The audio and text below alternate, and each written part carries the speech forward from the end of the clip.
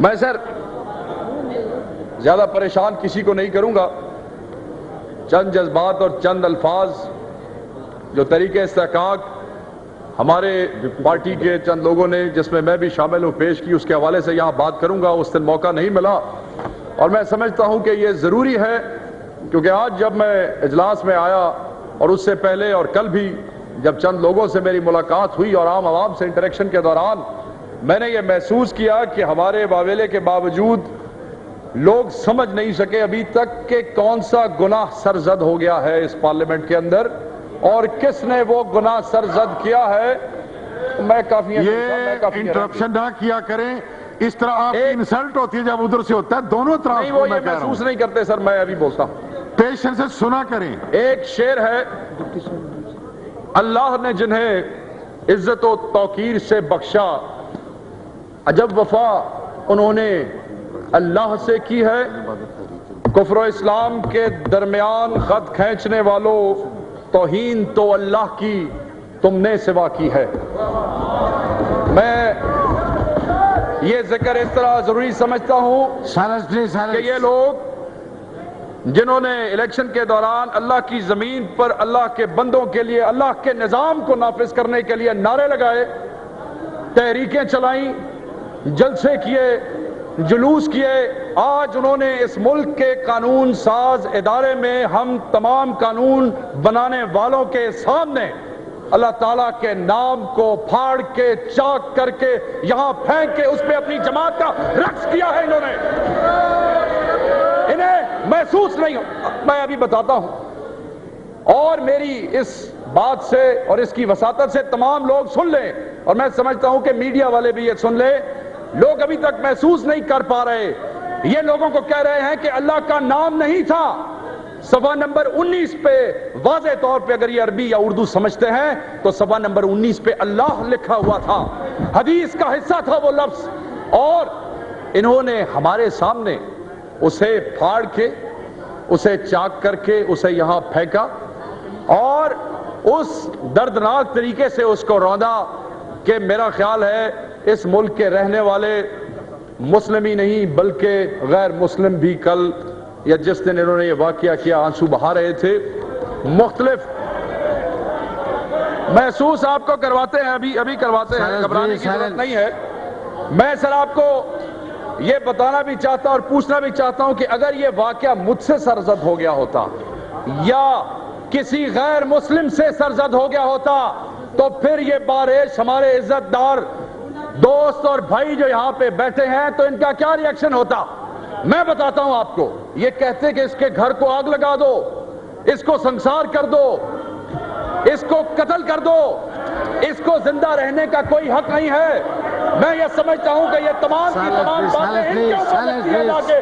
میں بھی آپ کو بتاتا ہوں، پریشان نہیں، میں بتاتا ہوں، ٹھہر جائے. ایک اور بات جس کا ذکر میں کرنا ضروری سمجھتا ہوں، ایک واقعہ بتاتا ہوں، شاید ان کے نالج میں بھی اضافہ ہو جائے. اور وہ واقعہ اس طرح ہے کہ حضرت جنید بغدادی میں آپ کو موقع دوں گا، پھر بات کر لینا. مسلمانوں کے ایک بہت بڑے ولی گزرے ہیں، ڈاکٹر صاحب بیٹھے، جن کو حضرت غوث پاک، حضرت سلطان باہو اور تمام بڑے بڑے پیر جو ہیں انہیں اپنا پیرانے پیر مانتے ہیں. اسلامی دنیا کے وہ ولی تھے، وہ فاسق اور فاجر تھے، مسلمان ضرور تھے. وہ کیسے ایمان لائے اور انہیں کیسے ولایت ملی، میں آج ان کو بتاتا چلوں کہ ایک دن شراب میں تھے، جب وہ شراب خانے سے اپنے گھر کو چلے. بات کر لیں. اور بیجا بھائی اور مولوی بیجا سر ہاؤس کا آرڈر لے کے آئے ذرا. میں آپ کو یہ بتانا چاہتا ہوں کہ جب وہ نشے میں دھت شراب خانے سے اپنے گھر رات کو لے کے جا رہے تھے تو انہیں اس گلی کے اندر ایک نالی میں خدا کا نام کسی چیز پہ لکھا ہوا نظر آیا. انہوں نے اس کو اٹھایا، اس کو اپنے گھر لے گئے، گندگی صاف کی، اس کو دھویا، نماز پڑھی، خدا سے دعا کی کہ مجھے ایمان دے، خدا سے معافی کی درخواست کی. اور اللہ تعالیٰ کی شان دیکھیے کہ اللہ تعالیٰ نے ایسے فاسق فاجر اور شرابی کو ولایت عطا کر دی صرف اللہ کے نام کی عزت اور تکریم کی خاطر. اور یہ وہ لوگ ہیں جنہوں نے آج ہمارے سامنے اپنے آپ کو مسلمان کرتے ہوئے اسلام کے بنیادی جو ہمارا بلیف ہے اس کو ہی پھاڑ کے پھینک دیا ہے, اور پھر جا کے لوگوں کے سامنے ڈرامہ کرتے ہیں کہ ہم اسلام کے چوکیدار ہیں. یہ اسلام کے چوکیدار نہیں ہے, یہ اسلام کو بیچنے والے ہیں. یہ وہ لوگ ہیں جنہوں نے ایک کتاب کے نشان کو لوگوں کے سامنے رکھ کے کہا کہ یہ کتاب کا نشان نہیں ہے, یہ قرآن ہے. انہوں نے ایسے دھوکے, ایسے ڈرامے سے لوگوں سے ووٹ حاصل کیے ہیں. یہ سمجھتے ہیں اور جتنا مرضی شور مچا لو, میں میں آپ کو یہ بتاتا چلوں کہ جناب جو کچھ انہوں نے کیا ہے اس ساری تحریک استحقاق کو کمیٹی میں لایا جائے. ہم تمام فرقے کے علماء جو ان سے ہم وہ مووی چلائیں گے وہاں پہ, ہم انہیں دکھائیں گے کہ MMA کا رقص کیا ہوتا ہے. ہم انہیں یہ بھی دکھائیں گے اور پھر ان علماء سے فیصلہ لیں گے, ان علماء سے فتویٰ لیں گے. میں ان کی مثال بتاتا چلوں, یہ ان مولویوں کی طرح ہیں جنہوں نے حضرت امام حسین کی شہادت کے لیے فتویٰ دے دیا تھا کہ قتل جائز ہے. 4000 مولوی تھے جنہوں نے یزید کو فتویٰ لکھ کے دیا تھا کہ امام حسین کی جو ہے وہ شہادت جائز ہے. یہ وہی لوگ ہیں, یہ اس زمانے کے بعد آج ہمیں دوبارہ تباہی کی طرف دھکیل رہے ہیں. خدا کے لیے اس ملک کو بچائیے, ان ظالموں سے اس ملک کو بچائیے, اس صوبے کو بچائیے جو یہ اسلام کے نام پہ برباد کر چکے ہیں. میں ایک اور بات یہاں پہ کرتا ہوں. آج اپوزیشن کے ایک لیڈر کا بیان آیا ہے. بیان یہ ہے کہ ہم نے وہ مسودہ پھاڑا اور اس مسودے کا پھاڑنا عین اسلامی ہے اور ہم اسے دوبارہ کریں گے. خدا کی قسم, اگر اب کسی نے اللہ کے نام کو پھاڑنے کی کوشش کی تو اس کاغذ کی طرح ہم اسے پھاڑ کے رکھ دیں گے. میں آپ کو اس بات کا پتہ ہونا چاہیے کہ یہ وہ لوگ ہیں جنہوں نے ہر دور پہ اسلام کو بیچا ہے. ان کے اوپر FIR لانچ ہونی چاہیے. ارے کون سے فتووں کی بات کرتے ہو؟ جتنے فتوے کہو گے تمہارے خلاف نکلتے ہیں. اللہ کے نام کی بے حرمتی کرنے والوں, تم تو دائرہ اسلام سے فارغ ہو چکے ہو, تمہارے تو نکاح ٹوٹ چکے ہیں. تم تو اپنے گھر جاتے ہوئے سوچو کہ کیا تم اس قابل بھی ہو کہ اپنے گھر